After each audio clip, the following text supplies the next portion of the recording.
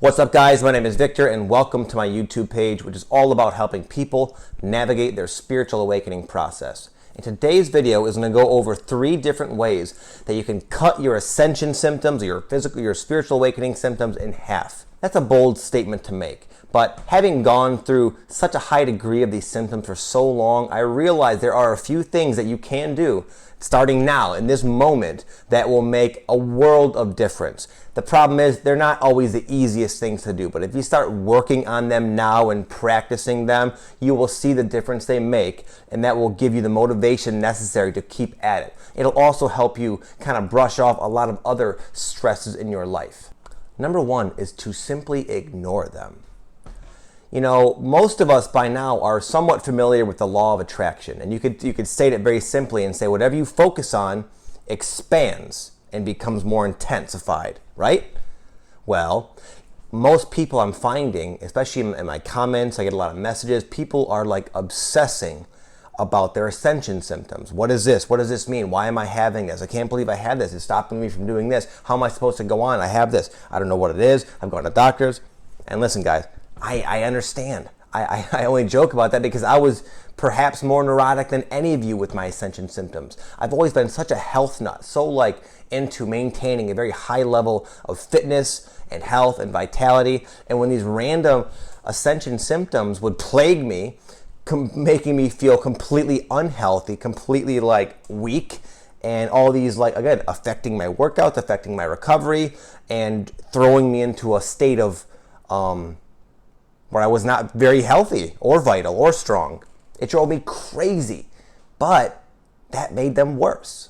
I still get them a little bit, but I don't even care about them. I don't worry about them. In fact, I'm going through some right now, which is why I chose to talk about this video. Right now, I'm experiencing what feels like food poisoning, like just a super nauseous. I don't want to eat anything, which is not like me at all. I feel very weak and just kind of like kind of woozy for no reason at all. I have all these symptoms, but I don't really give a shit. I'm not thinking about them. I don't care. I know they're going to pass. I'm ignoring them. I'm making my video. In the past, I would say, well, I'm not 100%. I'm not going to make my video. I can't get anything done. Can't go to work. Can't do my thing. And then that would just make me more stressed out, focusing on the symptoms themselves more. Ignore it. Regardless of why you have them or what they mean or what they represent to you, dwelling on it will only make it worse. And I think we can all agree on that. Number 2 is accept it. And I'm going to make it easy for you to accept it. I know it's not some of these symptoms are worse than others. A little stomach bug I have, that's not the end of the world. I've had some really annoying symptoms. In fact, one that comes to mind, I had a rash on my whole body. This pissed off, raised up, bumpy, god-awful rash that would not go away. It was all over my body, and you know, it would just sit there. I wasn't able to sleep. I'd put all this lotion on it, and then like parts of it would start to go away, and I'd get my hopes up, and then like boom, it would just spread to other parts of my body. And I had this for about 2 weeks before finally going to the doctor and getting some like cream, but it drove me crazy. So, you know, again, use these as best you can. Some symptoms are worse than others. Anyway, understand why you have symptoms in the first place. I compare the ascension process, the ascension symptoms we get to like a detox. If you guys have ever done a detox, you know, I was a personal trainer. I've put people through detoxes. And here's what happens. You put a bunch of really healthy, purified foods in your body that you would think would make you feel good. But initially, when you first are into the detox, you feel awful because it kicks up all your toxins. You get a headache, you feel lightheaded, you feel kind of weak, your skin looks poor, you might break out in like acne. It puts you through kind of a miserable, 24-hour period or sometimes up to a week. But what happens at the end of the detox? All that stuff, all those toxins are out of your body and you feel amazing. You feel free and light and great and vital and healthy and exuberant. That's what we're going through on a massive scale. We're going through an energetic detox. We're detoxing our vibrational frequency and purifying it and rarefying it and purging it of all of our toxic energies, essentially. And as these toxic energies are purged from us, it feels crappy. We have all these random weird symptoms that are associated with this cleansing period.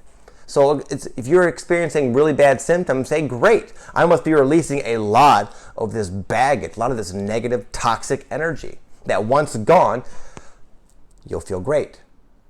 And listen, if you're going through this, you can't turn the process off. You're stuck with it. Or whether you like it or not, you're going to go through it. So accept it. There's no point of fighting it or resisting it or wishing yourself to be experiencing your life and your moment in a different way. It is what it is. Don't project yourself outside of your moment and resist what's happening to you, because that's just going to create more stress, more anxiety. Try to look at it like this. You chose this path. You chose to come here to Earth now to experience this shift of consciousness that you say you want. You want to move into the fourth density reality. You want to become enlightened. Well, in doing so, you must detox yourself energetically, and that's what you're all doing. You should be happy. Doesn't mean you enjoy the symptoms per se, but accept them. Accept that they're part of the physical process of becoming more light. Those first two are huge. Again, I know how much a lot of you guys are really obsessing about your symptoms. You don't want to experience them. You wish they weren't happening. You wonder what they are, what they mean, when they'll go away, how long it's going to last. All these things. I can only imagine how much you're up in your head ruminating about these stupid symptoms. And I know they suck. I've been through them. But you got to let that shit go. You're going to drive yourself crazy, and you're making them a lot worse. And number 3 is to establish a daily spiritual, if you want to even call it that, a practice, a daily practice. Create the habit of doing something that brings you into alignment, brings you into a state of harmonious, like a harmonious state of being. Because when you do that, when you can become more meditative, you naturally can ignore and accept things a lot easier rather than if you allow yourself to get immediately swept into the momentum of the day, checking your emails and Facebook and thinking of what you got to do and slamming coffee and rushing out the door and again, getting sucked into the world. Wake up a little bit earlier and establish a daily practice that grounds you and brings you into a clear state of being. And that'll make it, again, a lot easier to do the first steps, which is ignore and accept your symptoms. Now, what is a daily practice? This could be individual to you. There's a lot of things that are proven across the board to pretty much do that. One of them is meditation. I just made a video the other day about meditation. You can check the YouTube page. Yoga. I like Kundalini Yoga. Kundalini Yoga really brings me into a very high level of spiritual alignment, you could say. I do it every day. Exercise, things of that nature. Beyond this, I wrote a whole ebook, actually. If you guys haven't gotten it yet, I'll leave a link below. And that gives you 5 different lifestyle adjustments you can make to help with manage your Ascension symptoms. But again, if you just follow the advice in this video, you'll be going a long way as it is. And with all that said, everything I just said, what I've found about my Ascension symptoms is that for whatever reason, the symptoms that I would experience seem to always be ones that really bothered me, things that really were kind of personal and unique to me that just happened to drive me crazy because of my unique makeup. So, I'm not saying that the suggestions I gave in this video are easy, but what I am saying is they are possible because I have done it.